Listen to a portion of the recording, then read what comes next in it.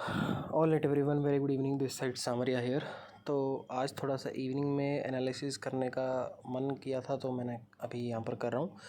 यहाँ पर आज बिहेवियर एनालिसिस के ऊपर एक चीज़ मैं आपको बताऊँगा, और ये चीज़ आपने अगर पकड़ ली तो आगे चलकर आपकी ट्रेडिंग थोड़ी सी निखर भी सकती है। ठीक है, अगर आप एक चीज़ समझोगे ना, लाइक आप किसी भी सेटअप के ऊपर अगर आप काम करते हो ना, तो वो सेटअप की ना बारीकियाँ आप जान जाते हो, प्रोवाइडेड द फैक्ट कि आपने उस सेटअप में उस ट्रेड को जिया है। मैं हर बार बोलता हूँ, बैक टेस्ट करने से घंटा फ़र्क नहीं पड़ता है।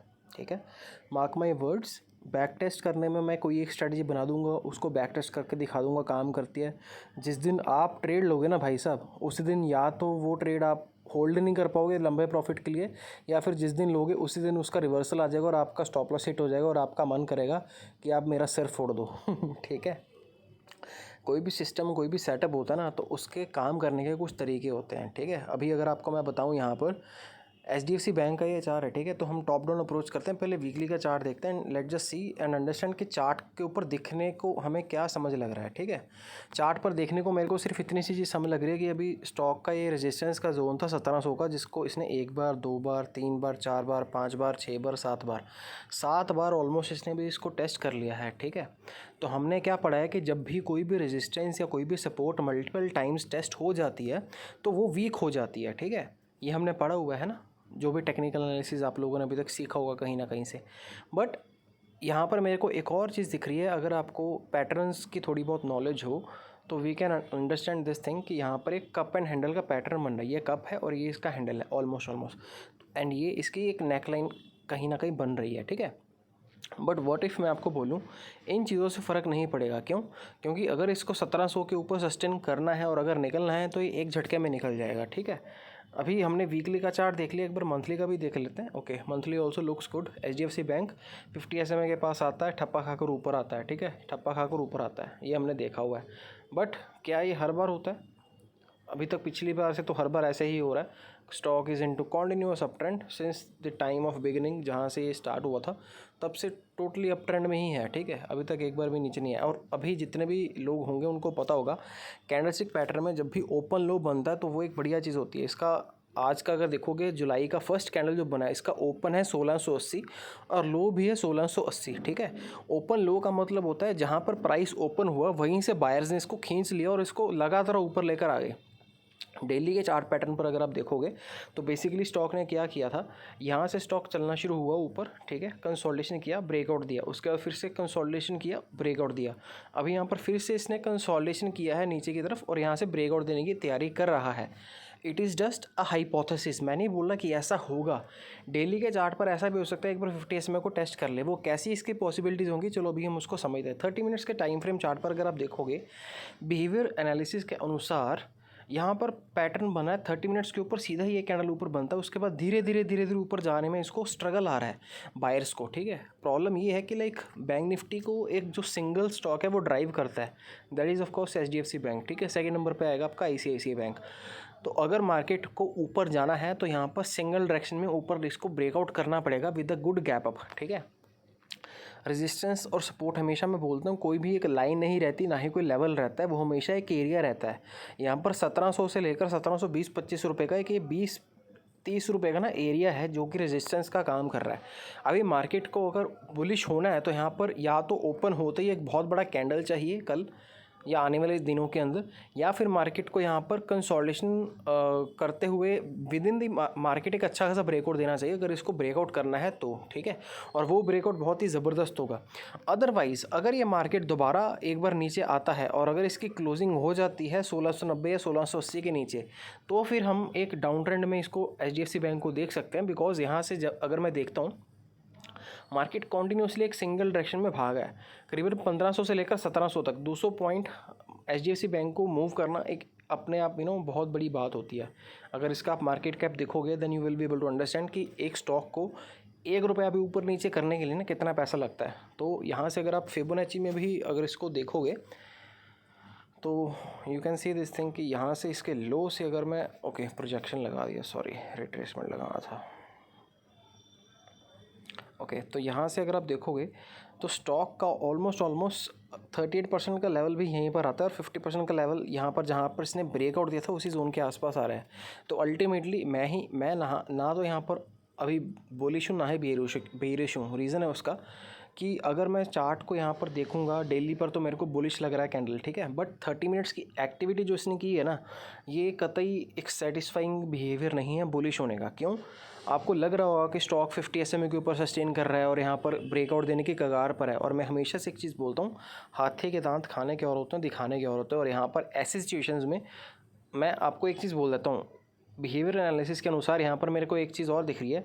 यहाँ पर थप्पड़ पड़ रहा है एक बड़ा रेड कैंडल बना, उसके बाद धीरे धीरे ऊपर लेकर जाएगा, उसके बाद फिर से मार्केट अल्टीमेटली नीचे आ गया। यहाँ पर ग्रीन कैंडल बना, बट उसके बाद एक सेल ऑफ आया बहुत ही खतरनाक रेड कलर का कैंडल। उसके बाद यहाँ पर फिर से रेड कलर का कैंडल, यहाँ पर फिर से रेड कलर, और यहाँ पर धीरे धीरे ऊपर जा रहा है। हो सकता है कल एक बार फिर से इसी जोन से एक बड़ा रेड कैंडल बन जाए। और अगर हम फिर से 1690 1680 के नीचे चले गए तो यहाँ पर मेरी बात याद रखना, यहाँ पर अच्छा खासा एक डाउन ट्रेंड शुरू हो जाएगा बैंकिंग सेक्टर में, ठीक है। बिकॉज HDFC बैंक गिरेगा तो बट ऑब्वियस सी बात है बैंक निफ्टी भी गिरेगा, ठीक है। तो ये सारी की सारी चीज़ें ना आपको एनालिसिस करना एक तरफ होता है प्राइस एक्शन, बट उस प्राइस के बिहेवियर को समझना। प्राइस जा तो रहा है, सबको पता है कि भाई स्टॉक कोई है 1600 से 1700 चला गया, बट कितनी देर में गया वो इंपॉर्टेंट होता है, ठीक है। उसको क्या 5 से 10 दिन लगे, क्या वो 2-3 महीने में गया या 1-2 साल में गया। तो this is all which comes into behaviour analysis. तो ये इसकी हम बात करते हैं भाई, यहाँ से धीरे धीरे ऊपर जा रहा है प्राइस, बट यहाँ पर काटने में एक दिन में एक आधे घंटे के कैंडल में कट जाएगा, ठीक है। तो इस चीज़ का थोड़ा सा ध्यान रखना, सिर्फ बुलिश मत रहना HDFC बैंक में। अगर आप इसको बैंक निफ्टी में भी देखते हो,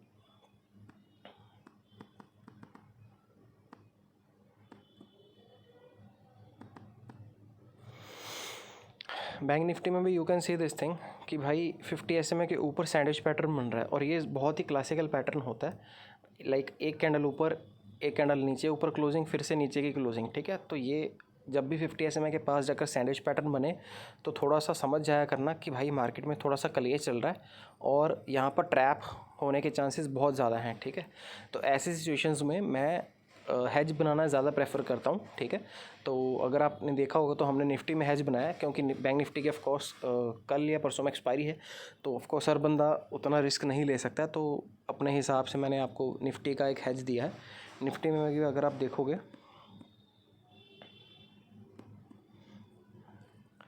निफ्टी में हमने यही चीज़ की है। अगर निफ्टी में देखा होगा आपने तो सीधा सीधा इसको ऊपर लेकर जाया गया और अगेन यहाँ पर फिर से कैंडल में रेड कलर का कैंडल बन गया है, ठीक है। अगेन कैंडल्स का बनना इंपॉर्टेंट नहीं होता है जितना उनका लाइक एक प्राइस बिहेवियर बहुत इंपॉर्टेंट चीज़ है, ठीक है। मतलब इसको आप ऐसे समझ लो कि अगर हत्या करनी है ना, दो तरह से हत्या होती है। एक तो होती है सीने पर गोली मार देना, बंदा मर गया, और दूसरा होता है कि आपका एक दोस्त है, उससे आपने बहुत मतलब पैसे खा लिए हैं और आप उसको पैसे वापस नहीं करना चाहते हो, और वो मतलब मुंह की भी रखनी है आपने और उसको जताना भी है कि भाई मैं तेरे पैसे दे दूँगा, बट आपके मन में चोर चल रहा है। तो आप क्या करोगे, उसको अच्छे से दारू वारू पिलाओगे, ठीक है, और फिर उसको एक ऊंची सी बिल्डिंग पर ले जाओगे, 10-12 माले की बिल्डिंग पर, उसको फिर वहाँ पर जाकर बात करोगे। और जब उसको अच्छे से दारू चढ़ जाएगी, आपने कम पी होगी ऑफ कोर्स, क्योंकि आपको तो करना है ना कांड, तो एकदम टॉप फ्लोर से उसको जाकर धक्का दे दोगे, ठीक है। तो ये मार्केट में ये वाला काम चल रहा है, इसको बोलते हैं बेवफाई, और बहुत बड़ी हत्या होने वाली है मार्केट में। ऐसा like chart behaviour chart analysis मैं थोड़ा सा देकर बता रहा हूँ एज़ पर बिहेवियर एनालिसिस। बाकी अगेन जो होगा वो तो देखेंगे। वैसे कल एक इंपॉर्टेंट एस्पेक्ट भी है, 2 जुलाई, that is Saturn is getting retrograde. तो शनि भैया जब भी रेट्रोग्रेड होते हैं तो मार्केट में एक लंबे समय के लिए कुछ तिगड़म चलती है, या तो अप ट्रेंड या फिर डाउन ट्रेंड, ठीक है। तो अभी देखते हैं कल क्या होता है।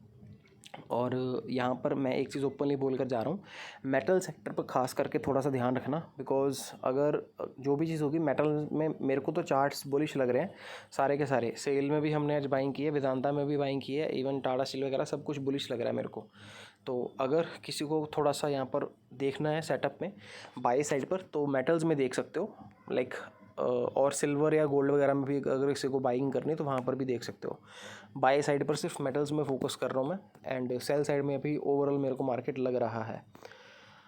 जस्ट बिकॉज मैं यहाँ पर सेल में बाई कर रहा हूँ इसका मतलब ये नहीं अंधाधुंध कहीं पर भी बाइंग कर लो। स्टॉप लॉस अपना इज्जत से लगा लेना भाई। यहाँ पर मैंने आज आपको बाइंग का रिकमेंड किया था 149 के आसपास, ठीक है। और स्टॉप लॉस यहाँ पर ये स्विंग का ही है 147 के आसपास का ये जो स्विंग है, या अगर मोटा मोटा किसी को थोड़ा सा बड़ा लेना है तो 144 ये पिछले कैंडल का लो स्टॉप लॉस लगा सकते हो। यहाँ पर फ्लैग एंड पुल का पैटर्न बन रहा है, मार्केट अच्छा खासा कंसोलिडेशन कर चुका है। तो अगर ये एक बार 151 से लेकर 154 लाइक 3-4 रुपये का ये रेजिस्टेंस का जोन है, अगर इसके ऊपर निकलता है तो यहाँ पर फिर ये जय श्री राम कर देगा स्टॉक। थोड़ा सा इसके ऊपर ध्यान रखना।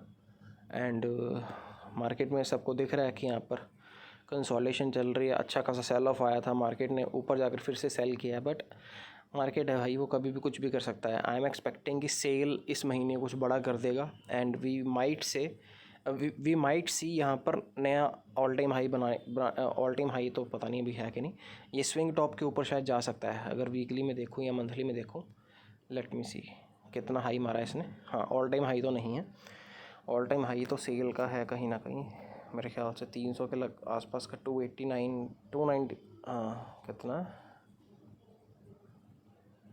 293 का ऑल टाइम हाई है, ठीक है।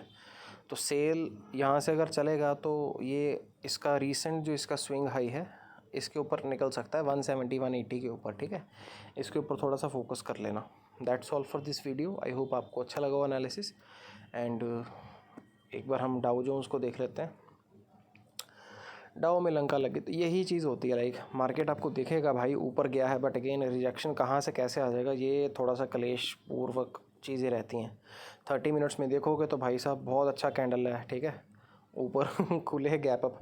और यहाँ पर जितने भी रिटेल उस टाइम पर बाइंग करेंगे फिर उनको लॉलीपॉप दिया जाता है, उसके बाद मार्केट नीचे आ जाता है। अभी यहाँ पर जितने भी लोगों को लग रहा होगा कि ये सिर्फ रिट्रेसमेंट है, उनके लिए 2 मिनट का मौन व्रत, क्योंकि ये डाउ के लिए अंतिम संस्कार होने वाली इच्छा है। क्योंकि अगर ये गलती से 38,900 के नीचे आ गया, जो कि बेसिकली फिबोनाची का भी 0.61% का लेवल है, प्लस एक इम्पॉर्टेंट गैन नंबर भी है, तो अगर इसके नीचे आ जाता है तो फिर हम 1000-2000 पॉइंट डाउ में भी फॉल देख सकते हैं आने वाले समय में।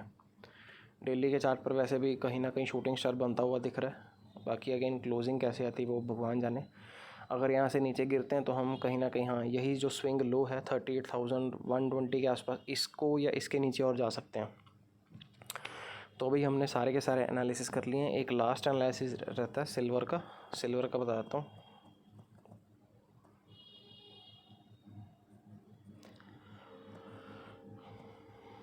सिल्वर फ्यूचर जुलाई, ओके।